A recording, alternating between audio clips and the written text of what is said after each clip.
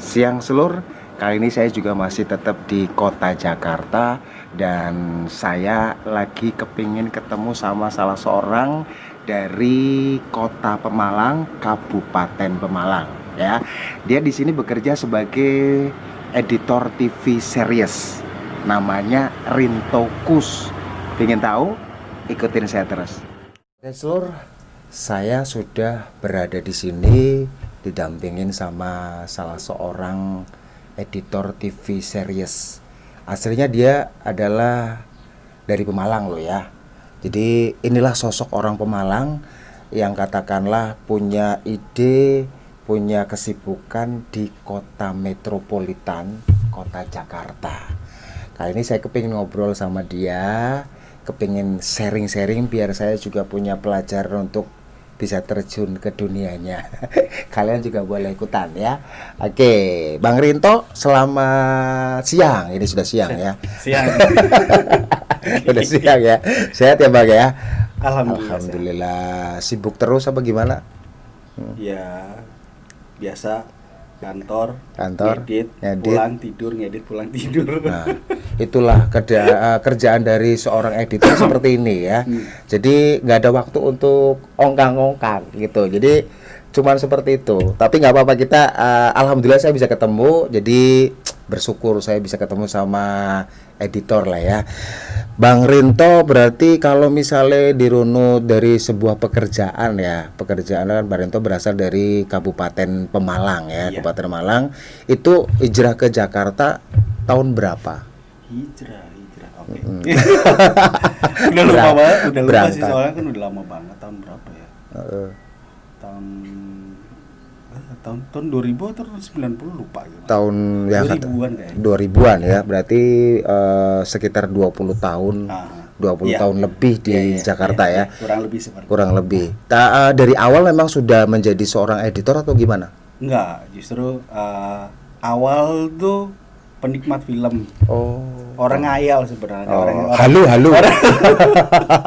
Orang tukang ngayal. Jadi kemana-mana tuh pasti kalau misalkan pergi ke Jakarta nih, terus ada temen di Tanjung Priok atau di mana gitu.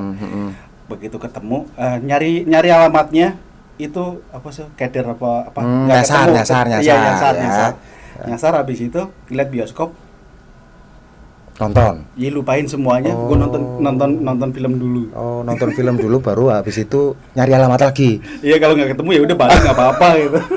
unik ya. Itu berarti awalnya dari situ ya. Iya, Berawalnya lebih katakanlah ke- suka lebih ke nonton, iya. penikmat film Lebih ke juga. hobi, doyan ngayal ya. Oke. Tapi dari mulai menggeluti bidang editor ya. Itu tahun berapa kira-kira? Tahun berapa? Sekitar tahun berapa? Masuk tuh awal di 2005 kayaknya. 2005. Sebelum 2005 gue malah lebih di set sebagai pencatat adegan. Oke. Itu ya, di bawahnya divisi penyutradaraan lah gitu. Terus habis itu emang tiap hari ke kantor, kalau misalkan store materi hasil syuting itu suka nginep, terus suka nemenin editor gitu. Oh, sampai pagi gitu ya. Sampai pagi gitu. Ntar belum tidur udah berangkat syuting lagi gitu. Jadi berawal dari situ ya. Oke, arane nge-shoot di sit, ngeleruk di sit, itu baru mendapatkan itu ya. Oke, kalau menurut Bang Rinto sendiri ya, kenapa sih Bang Rinto itu tertarik di dunia perfilman? Itu satu karena Penikmat film tadi. penikmat film, terus ada jadi punya imajinasi. Oh, ketika nonton dulu tuh era berapa ya? Berarti tahun 2000-an itu film-film Hong Kong kan. Andy Lau. Iya, gitu Andy kan. Lau, Jackie Chan, gitu. Terus Jet kalau Li ya. Jackie Chan kan lebih action kan. Gue lebih ngeliat yang ke arah dramanya. Jadi punya gambaran, oh ceritanya harusnya seperti ini. Terus di film mafia Hong Kong tuh lebih pertemanan, persahabatan kental gitu. Iya. Gue selalu punya gambaran ide-ide. Oh harusnya, oh ini bikin cerita gini seru nih, persahabatan ada cinta, persahabatan, terus dendam. Kayaknya seru banget gitu. Kayak gitu sih. Berarti kalau misalnya ngomongin soal drama, film drama, sekarang lagi musim drakor. Ya. Drama-drama Korea ya. Itu lebih didengerin sama anak muda yang nggak menutup kemungkinan sama ibu-ibu sama bapak seperti dia ya. Nih, Bang Rinto nih ya, kalau ngomongin soal sebuah sinetron, sebuah sinetron itu apa saja sih yang menjadi ide kreatif yang katakanlah yang Bang Rinto punya? Kalau kata senior gue di film sih, bicara masalah film ataupun series, ya tetap harus desainnya harus ekstravagans gitu, harus yang luas, menghibur kayak gitu. Jadi ya apapun itu, ketika udah masuknya kan, kalau sinetron kan masuknya ke industri kan. Iya. Industri ya beneran gimana caranya untuk ceritanya mampu dikonsumsi sama banyak orang. Bisa diterima sama masyarakat gitu ya. Terlepas dari tema ide kreatifnya, ada temanya anak-anak ataupun temanya percintaan ataupun misalkan temanya action gitu. Ya sah-sah aja asal diterima ya, asalkan penikmat itu bisa menikmati dengan karya itu ya. Itu kalau misalnya soal film-film drakor sekarang itu gimana menurut Bang Rinto? Bagus sih, karena Korea itu kan udah, di Korea itu fasilitas internetnya udah bagus banget. Terus mereka akhirnya bikin desain seriesnya itu udah bukan lokalan untuk Korea. Sementara kalau misalkan di Indonesia kan desain seriesnya ya memang untuk tontonan orang-orang Indonesia. Kalau di Korea marketnya udah ASEAN, udah Asia. Dibandingkan dengan Indonesia sendiri gimana? Kalau jenis film yang sama, katakanlah film drama di Indonesia, itu sebenarnya gimana? Kemampuan sama kan, kalau misalkan ngomongin itu berarti ngomongin market kan, ngomongin siapa yang nonton. Kalau misalkan orang Indonesia bikin untuk market Asia, sudah bagus juga gitu.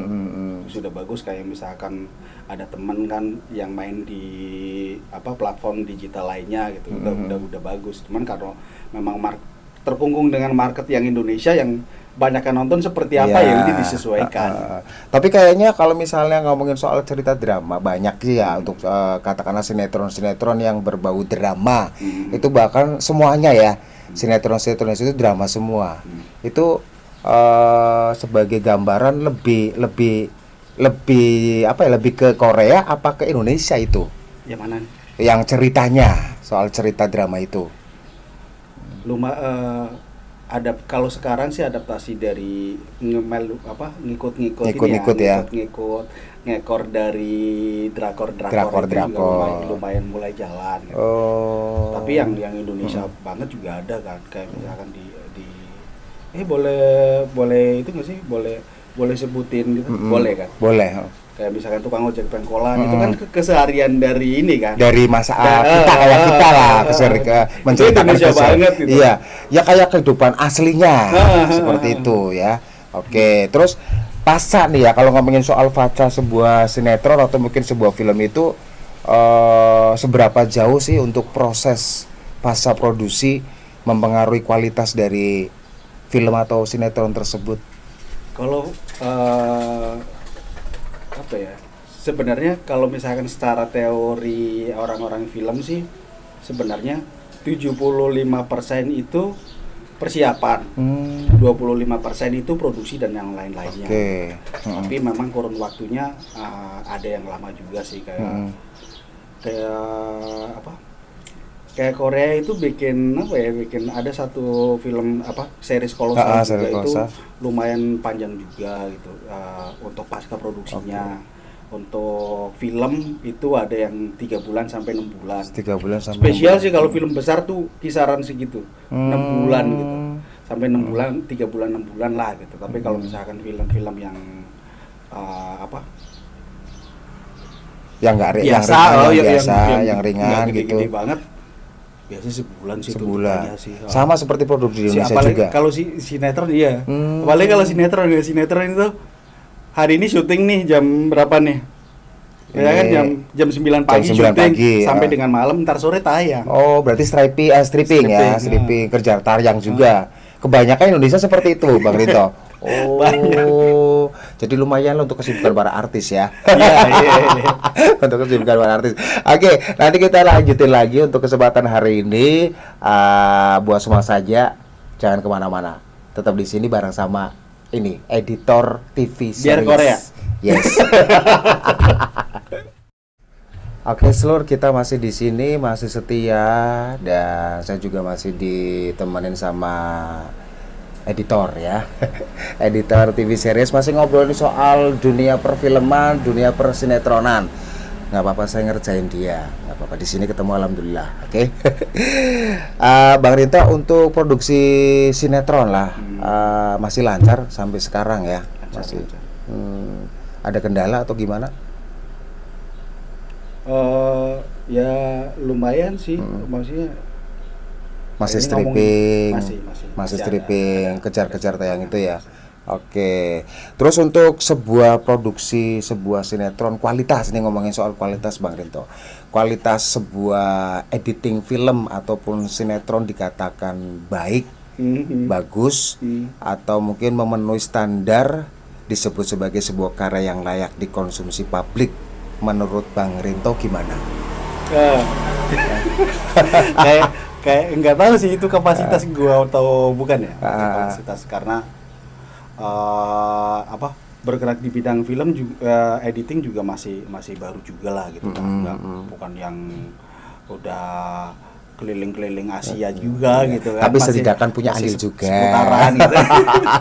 Tapi kalau misalkan dari sudut pandang gue sih sampai gitu. Maksudnya? Apa yang kita sajikan ini sampai ke penonton. Gitu. Sampai ke penonton. Touch-nya sampai. Kalau gue biasanya punya ritual-ritual gitu, ritual untuk masuk ke dalam sebuah cerita. Karena editor, kalau misalkan artis harus mendalami perannya satu, gitu, satu peran itu. Kalau editor buat gue mendalami keseluruhannya. Gitu. Ada antagonis di situ, ada protagonis di situ, campur gitu. Ya, jadi satu ya. Ada yang orang nangis, ada yang orang ketawa, itu harus masuk semuanya gitu.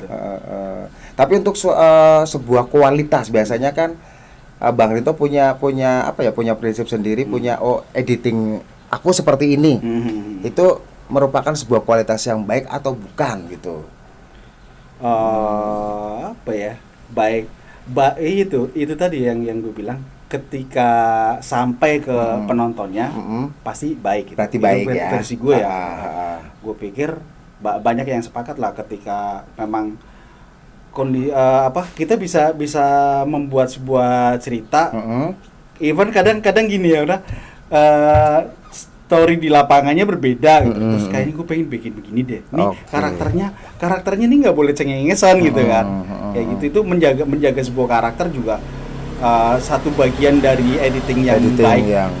Berarti kalau misalnya ada seperti ini berarti merupakan sebuah tantangan juga ya? Iya. Oh, kalau misalnya kadang ada kesulitan nggak untuk mengedit hal-hal yang katakanlah tidak disangka-sangka, ada kesalahan salah apa gitu? Kesulitannya apa ya? Enggak. Ya sepanjang memang masih menyukai. Kesulitannya kalau tidak menyukai proyek tersebut. Kemarin kan kalau misalkan nggak menyukai otomatis males ya. Timeline yang cuman berapa menit kayaknya pengerjaannya harus lama. Banget. Nggak mood berarti ya. Mau nggak mau kan harus membangkitkan, enggak nih gue harus mencintai ini, dari ceritanya juga. Iya. Oh, berarti harus mencintai dulu ya. Mencintai sebuah pekerjaan berarti harus sesuai dengan karakter kita juga ya. Oke, kalau menurut Bang Rinto sendiri nih, sinetron seperti apa dan apa ya katakanlah yang menarik lah ya, dan dari sudut pandang Bang Rinto sendiri sebagai seorang editor itu bisa dijelaskan tentang sinetron seperti apa gitu yang menarik. Ide yang unik sih seharusnya sih. Gue nggak tahu ide uniknya seperti apa. Biasanya ada penggambaran surrealis yang apa ya, yang ada penggambaran yang nggak umum, tapi itu bisa ada. Bisa ada ya. Katakanlah misalnya ceritanya seperti ini sudah ada, tapi ini nggak ada, beda gitu ya. Oh, jadi yang membedakan seperti itu. Menurut idenya Bang Rinto, maksudnya menurut tanggapan dari Bang Rinto itu, misalnya sebuah sinetron ceritanya ini kok saya belum pernah menemukan seperti ini. Iya. Misalnya itu. Kayak misalkan ini. series Korea yang produksinya gila sih, sampai ratusan satu episode gitu kan. Satu episode itu ya. Satu episode itu bisa 100 sekian gitu kalau nggak salah, gue ngeliat beritanya tuh.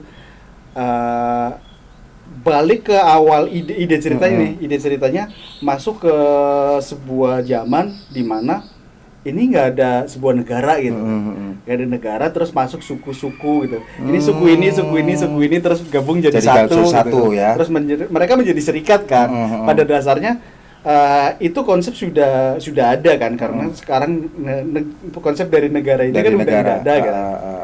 Ini kumpul-kumpul terus jadi serikat, itu isinya adalah suku ini gitu. Ada serial Korea. Oke, tapi pernah nggak di Indonesia ada yang cerita seperti itu? Sinetron khususnya? Kayaknya belum sih. Belum ya? Kalau Indonesia mungkin karena pangsa marketnya adalah ibu-ibu, terus orang yang dia lagi pengen santai gitu kan. Santai, lebih keseharian aja gitu. Oke, jadi terlepas dari misalkan ada perselingkuhan atau apa yaitu capture realitas yang ada. Ya. Realita berarti ya. Berdasar kepada kehidupan sehari-hari ya. Oke. Itulah yang katakanlah kita ambil satu sisi positif, ambil hikmah kalau kita kepingin tahu tentang editing atau mungkin pengeditan ya. Kadang susah, kadang gampang, sesuai dengan mood dan harus mencintai. Kalau kita tidak ada cinta dari sebuah karya itu, jelas malas lah ya untuk mengerjakan segala sesuatunya juga. Bang Rinto, terima kasih untuk ngobrol kali ini. Tapi satu pertanyaan lagi, pesan untuk anak-anak muda khususnya di Pemalang ataupun di kota lain yang mau menekuni dunia perfilman, itu pesannya apa? Gue baru dapat teori sendiri sih untuk ini gitu. Film itu kan ada banyak bidang di dalamnya gitu. Padahal kadang kemarin tuh sempat dengan anak-anak yang baru memulai gitu kan. Oh enggak, passion gue tuh di editing. Oh passion gue tuh di kamera gitu kan. Kalau misalkan mau memulai bentuk film, ya udah, ini film nih audio video gitu. Di dalamnya tuh ada banyak bidang gitu kan. Ya jangan belajar dari satu bidang itu aja gitu. Terus ketika ditawarin untuk masuk, oh ntar lo pegang kamera ya, oh coba deh lo jadi pemain gitu kan. Terus enggak deh, kayaknya gue nggak bisa deh gitu. Itu kayaknya harus refleksi lagi gitu. Refleksi ini bener apa enggak gitu. Kayak gitu sih. Oke, berarti tidak cuma satu materi yang dipelajari, gitu, tapi banyak ya referensinya ya. Seorang sutradara kan harus tahu, maksudnya dia pasti tahu editing juga gitu kan, tahu seni pemeranan gitu. Bisa jadi sutradara tersebut tahu musik juga gitu. Pasti kayak yang kayak ada beberapa film musikal yang ada di film itu kan musikal, otomatis kan sutradara tahu musik gitu. Tentang musik ya. Tahu musik, terus punya taste musik gitu. Oke, tajam pendengarannya. Nggak bisa. Wow. Soalnya ada kemarin ada beberapa adik-adik itu yang gue nggak bisa main bang gitu. Gue nggak bisa main beneran deh. Bisa gitu. Memang itu harus memulai gitu, karena ada juga kan produser atau sutradara yang memulainya dari artis juga. Terus juga, artis sutradara yang memulainya dari artis.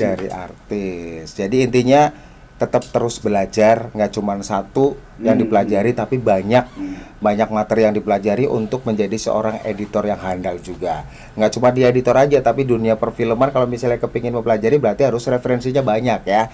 Oke, gitu Mas Rinto, Bang Rinto, terima kasih untuk obrolan kali ini. Kapan-kapan nanti kalau pulang, biasa kita sharing-sharing. Yeah. Kita ngobrol, kita nongkrong di warung KPK ya.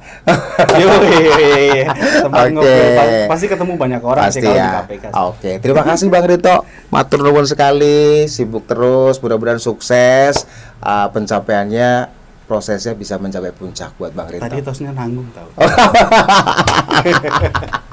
Oke, ayo terima kasih. Nanti saya kepingin ngobrol dengan yang lain juga, yang pasti orang-orang Pemalang yang berada di ibu kota Jakarta, yang tentunya mereka punya aktivitas yang luar biasa yang bisa dibanggakan. Oke, terima kasih semuanya. Tetap gabung terus di channel kita, ngoceh, ngobrol receh, ngok.